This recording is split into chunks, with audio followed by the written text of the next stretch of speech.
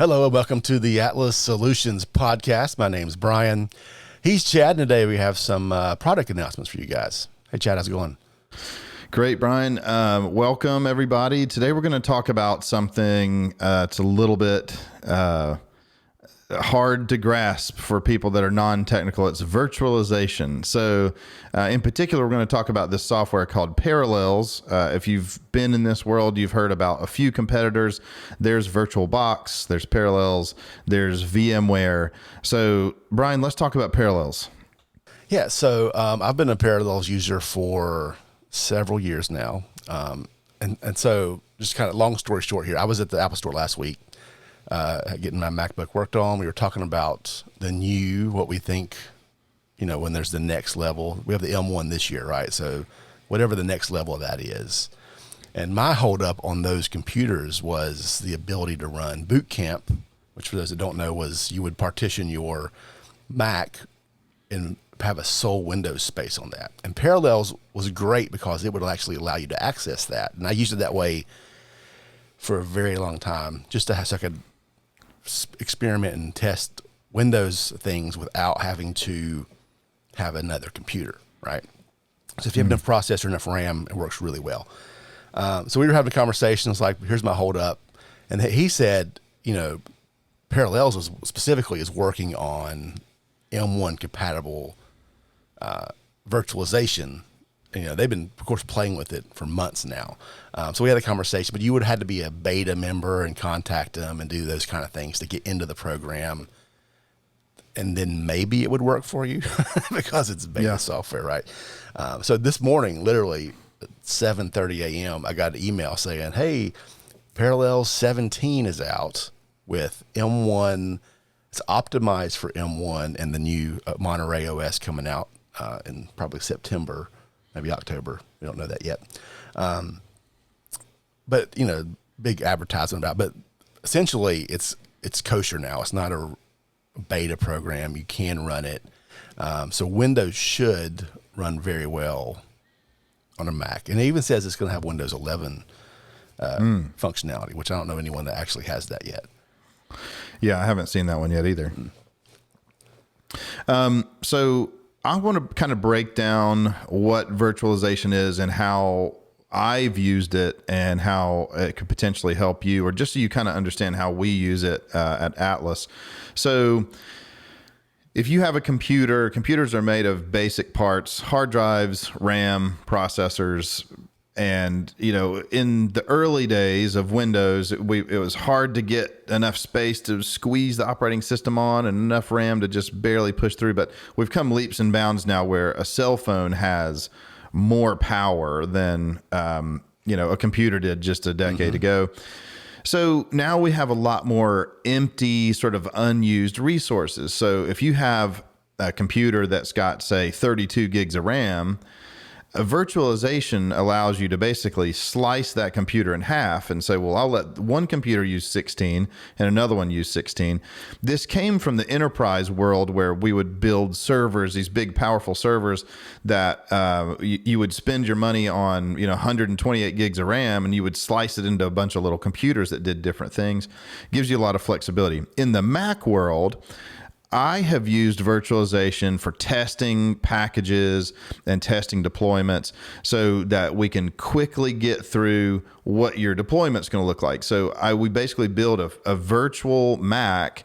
So you essentially on your Mac desktop have another little window in Parallels or VMware Fusion or what have you, where it's another computer. You boot it up. It's got its own virtual disk. It's got its own RAM and everything.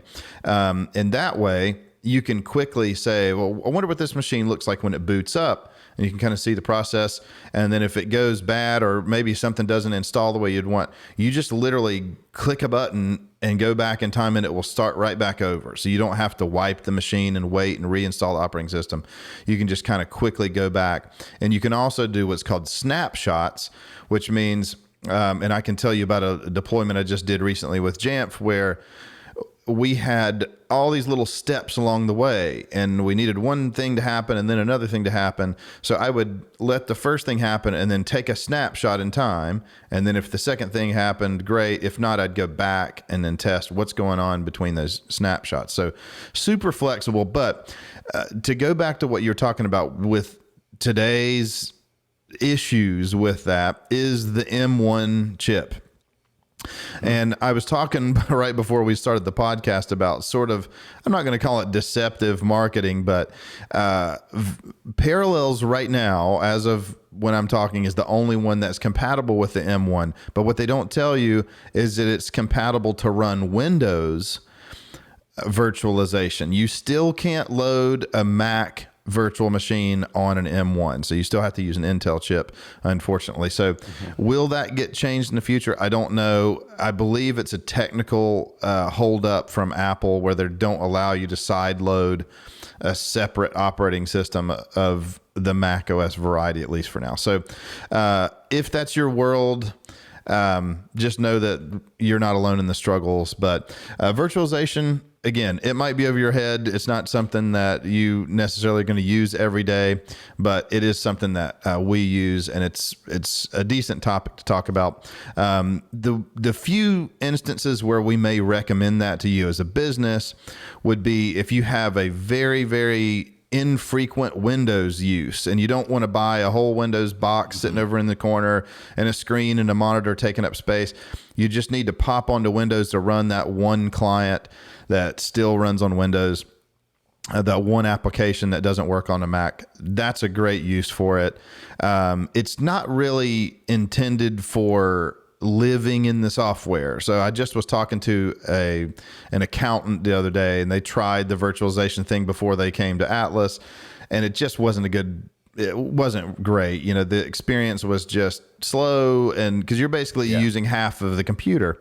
So not necessarily a long-term thing, but if you need to pop on and make some changes, it's a great product. So yeah, if you plan on living there at all, you need to have a lot of computer to push that. Yes. You know, if you have, pro level, multiple, like lots of cores, lots of RAM, because you have to divvy that up and you lose access to that. So if you're in a situation where you can split up and give your virtual machine at least 8 gigs of RAM, because I wouldn't run Windows anything less than that. And to give it, a couple cores. So that's another expense. If you could almost run a cheaper Mac and a cheap laptop, cheaper, like for less money than one really fancy Mac with Parallels.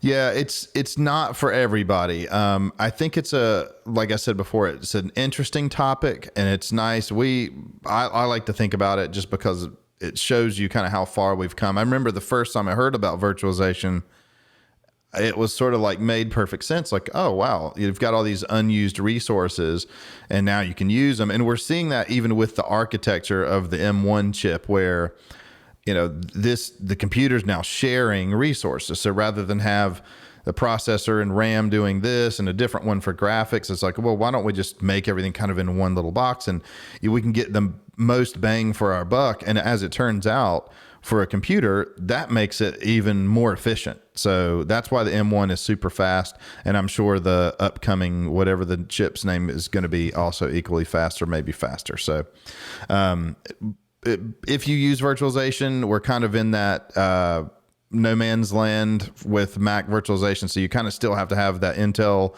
box that you're running, whether it's a Mac or whatever, to do virtualized Macs. But yeah, it's still out there. There's still options. Actually, with virtualization, a little known fact is with certain models of the Mac Mini, you can load ESXi, which is really a enterprise level virtualization platform, and you basically load that Mac Mini not with Mac OS but with ESXi, and then you can load a bunch of virtual machines on top of it. Again, you've got to have a really powerful Mac Mini to do that, and there's a lot of stipulations on there because it's not really what it was designed for. But if you're kind of getting into the legal nitty gritty, you're not supposed to run Mac OS on anything other than Apple hardware. So you're not supposed to run Mac OS on ESXi that's running on a Dell box. It's just not the way it was intended. So you can do it, but you have to kind of tweak some rules, and you're kind of breaking the rules by doing that. So that's sort of the official way to do it. But yeah, not for the faint of heart, but an interesting topic nonetheless. Yeah. Don't forget about our AirTag giveaway this month. We're ending it at the end of August. So we're going to take a random drawing. We're going to be posting videos. So if you listen to this podcast or this video, share, tag a few people in it. We're going to be collecting those names at the end of the month, and then we will do a drawing and let you know who has won the AirTag. So thanks for joining us, and we will see you next time.